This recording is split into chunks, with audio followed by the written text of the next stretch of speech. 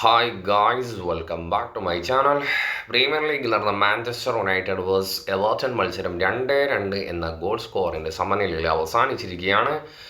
Manchester യുണൈറ്റഡിന് വേണ്ടി ഉഗാട്ടെ, Bruno Fernandes എന്നിവരാണ് ഗോൾ സ്കോർ ചെയ്തിട്ടുണ്ടായിരുന്നത്. ഈ ഒരു മത്സരത്തിലെ സമനിലയോടുകൂടി പ്രീമിയർ ലീഗ് പോയിന്റ് ടേബിളിൽ 30 പോയിന്റുമായിട്ട് 15ാം സ്ഥാനത്ത് മാഞ്ചസ്റ്റർ യുണൈറ്റഡും 31 പോയിന്റുമായിട്ട് 14ാം സ്ഥാനത്താണ് എവർട്ടണും തുടർന്നുകൊണ്ടിരിക്കുന്നത്. ഈ ഒരു മത്സരം വാച്ച് ചെയ്ത സമയത്ത് എനിക്ക് പേഴ്സണലി തോന്നിയൊരു കാര്യമാണ്, അമോറിമിനെ എങ്ങനെയും സാക്ക് ചെയ്യണം എന്ന തരത്തിലുള്ളൊരു പ്രകടനമായിരുന്നു യുണൈറ്റഡിൻ്റെ ഓരോ പ്ലേയേഴ്സിൻ്റെ ഭാഗത്തു നിന്നും കാണാൻ വേണ്ടി സാധിച്ചത്. എനിക്ക് ആകെ പോസിറ്റീവായിട്ട് പറയാനുള്ളത് ഡോർഗുവിൻ്റെ ഒരു പെർഫോമൻസ് ഒഴികെ ബാക്കി ഓൾമോസ്റ്റ് എടുത്ത് പറയത്തക്ക ഒരു പെർഫോമൻസ് ഈ ഒരു മാച്ചിൽ കൊണ്ടുവരാൻ സാധിച്ചില്ല. ഡിഫൻസിലേക്കൊക്കെ വരുന്ന സമയത്ത് ഹാരി മെഗ്വറക്കിന് തീരെ വയ്യാത്ത ഒരവസ്ഥയാണ്.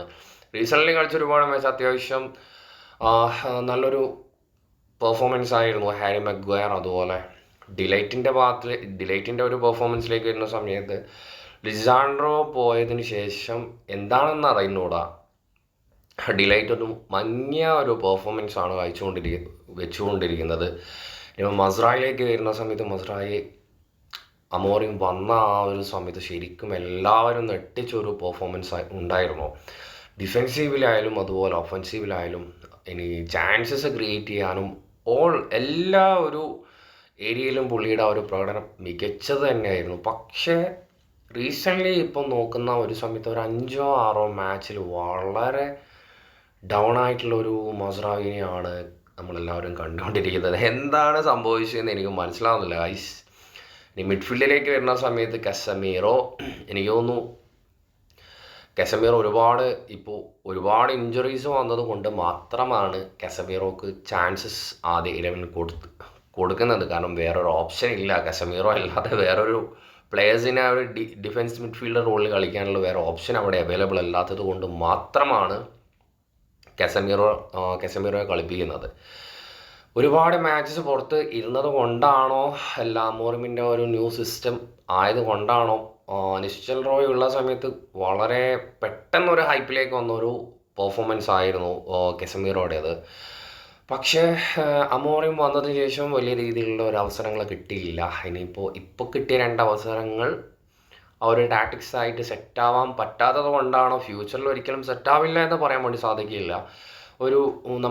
ഞാൻ പേഴ്സണലി എക്സ്പെക്റ്റ് ചെയ്ത ഒരു പെർഫോമൻസ് ആയിരുന്നില്ല കസമീറോയുടെ ഭാഗത്തു നിന്നായാലും. ഉഗാട്ടെ ആയാലും ഒരു ആവറേജ് പെർഫോമൻസ് ആയിരുന്നു. ഈ മസ്രായിനെ പറഞ്ഞ പോലെ തന്നെ അമോറിം വന്ന ഒരു 2-3 മാച്ചിന് ശേഷം വേറൊരു കൈൻഡ് ഓഫ് ഉഗാട്ടെ നമ്മളെല്ലാവരും കണ്ടുകൊണ്ടിരുന്നത്. പക്ഷേ എഗെയിൻ ഇപ്പം മസ്രായിനൊക്കെ പറഞ്ഞതുപോലെ വളരെ മോശം അവസ്ഥയിലാണ് ഉഗാട്ടയും പോയിക്കൊണ്ടിരിക്കുന്നത്.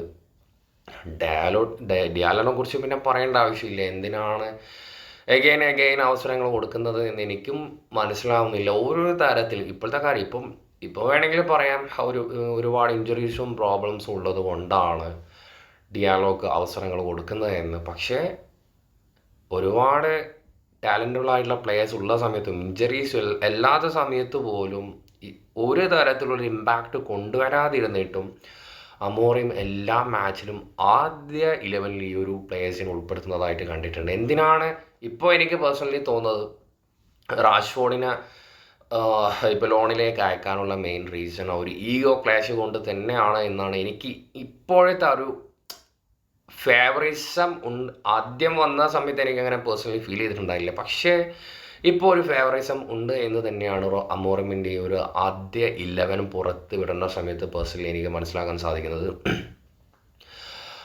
അതിനുശേഷം ഡോർഗു മാത്രമാണ്, ഒന്നും പറയാനില്ല, മികച്ച പ്രകടനം തന്നെയായിരുന്നു. ഡിഫെൻസീവിലായാലും അറ്റാക്കിങ്ങിലായാലും എല്ലാ ഏരിയയിലും പുള്ളി കിട്ടില്ല പെർഫോമൻസ് ആയിരുന്നു. വരും മത്സരങ്ങളിൽ നല്ല രീതിയിൽ ഇമ്പ്രൂവ്മെൻറ്റ് കൊണ്ടുവരാൻ സാധിക്കും എന്ന് തന്നെയാണ് ഞാൻ വിശ്വസിക്കുന്നത്. ഇനി പറയാനുള്ളത് പറഞ്ഞു മടുത്തു, പക്ഷെ പറയാതെ വേറെ ഓപ്ഷൻ ഇല്ല. സിറിക്സെ അതുപോലെ ഹോയ്ലൻഡ് എന്താണ് ചെയ്യേണ്ടത് ഗൈസ്? ഇപ്പോൾ ഒന്നും ചെയ്യാൻ പറ്റാത്ത ഒരവസ്ഥയാണ്.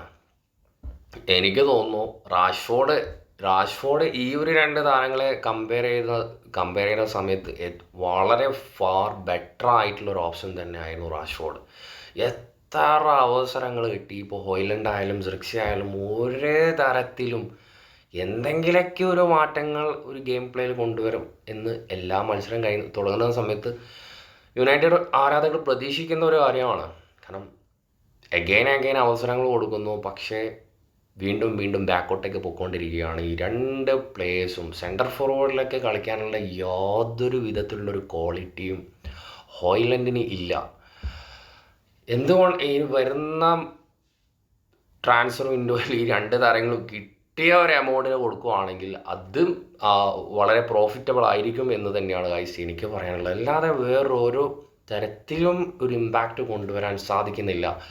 ഹോയ്ലൻഡിനെ കുറിച്ച് പറയുകയാണെങ്കിൽ ടെൻ ഹാഗ് വന്ന സമയത്ത് ഒരുപാട് വലിയ രീതിയിലുള്ള അവസരങ്ങൾ ഉണ്ടായിരുന്നില്ല. പക്ഷേ അമോറിം വന്ന ആ ഒരു ഗ്യാപ്പിൽ, അമോറിം വന്നതിന് ശേഷം ഓൾമോസ്റ്റ് ഈ 2 താരങ്ങളെയും മാറ്റിയിട്ട് യൂസ് ചെയ്യാറുണ്ടായിരുന്നു. പക്ഷേ ഒരു കാര്യമില്ല, ഒരു തരത്തിലും ഒരു ഇമ്പാക്റ്റും ഇതുവരെ കൊണ്ടുവരാൻ സാധിച്ചില്ല.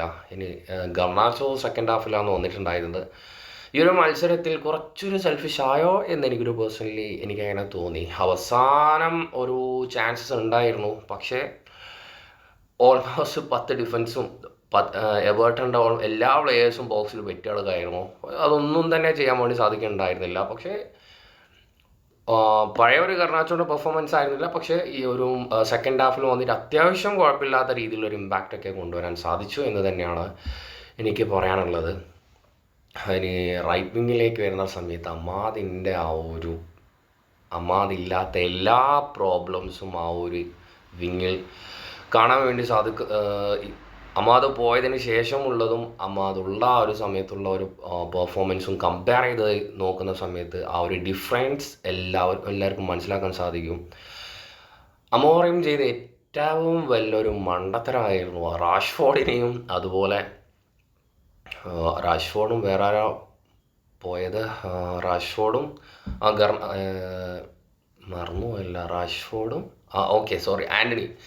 ഈ ആൻ്റണി 2 താരങ്ങളെയും ലോണിലേക്ക് വിട്ടത് വളരെ വലിയൊരു മണ്ടത്തരം തന്നെയായിരുന്നു. റാഷ്ഫോർഡിനെ സംബന്ധിച്ചിടത്തോളം സെൻറ്റർ ഫോർവേഡായിട്ടും കളിക്കും, അതുപോലെ റൈറ്റ് വിങ് ആയിട്ടും കളിക്കും, ലെഫ്റ്റ് വിങ് ആയിട്ടും കളിക്കും, അറ്റാക്കിംഗ് മിഡ്ഫീൽഡർ റോളും പ്ലേ ചെയ്യിപ്പിക്കുന്ന ഓൾമോസ്റ്റ് സ്ട്രൈക്കറായിട്ടുള്ള എല്ലാ പൊസിഷനിലും കളിക്കുന്ന ഒരു താരം തന്നെയായിരുന്നു റാഷ്ഫോർഡ്.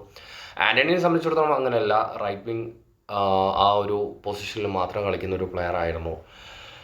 ഇത്രയും ഈ 2 താരങ്ങളെയും കൊടുത്തതിന് എനിക്ക് യാതൊരു നല്ല രീതിയിലൊരു വിയോജിപ്പുണ്ട്. എനിക്ക് ആൻ്റണീനെ കൊടുക്കുന്നതിൽ വലിയ രീതിയിലുള്ള പ്രശ്നം ഉണ്ടായില്ല. പക്ഷേ ആൻ്റണി അത്രയും വളരെ മോശപ്പെട്ട ഒരു പ്രകടനമായിരുന്നു. പക്ഷേ നിലവിൽ നല്ലൊരു പെർഫോമൻസ് ആണ് ആൻ്റണി റയൽ ബെറ്റീസിൽ കാഴ്ചവെച്ചുകൊണ്ടിരിക്കുന്നത്. അതുപോലെ റാഷ്ഫോർഡ് ആസ്റ്റൺ വില്ലയിൽ പോയതിന് ശേഷം ഉള്ള റാഷ്ഫോർഡിൻ്റെ മത്സരം കണ്ട എല്ലാ വ്യക്തികൾക്കും മനസ്സിലാക്കാൻ സാധിക്കും റാഷ്ഫോർഡിൻ്റെ റേഞ്ച് എന്താണ് എന്നുള്ളത്. അത്യാവശ്യം പഴയ യുണൈറ്റഡിലെ പ്രൈം ഫോമിൽ കളിക്കുന്ന അത്രയും ആ ഒരു ഹൈപ്പിലേക്ക് വന്നിട്ടില്ല. പക്ഷേ ഓരോ മത്സരങ്ങൾ കഴിയുന്നതിനനുസരിച്ചിട്ട് ഇമ്പ്രൂവ്മെൻ്റ് കൊണ്ടുവന്ന് ആ ഒരു ഇമ്പ്രൂവ്മെൻ്റ് എല്ലാവർക്കും കാണാൻ വേണ്ടി സാധിക്കുന്നു.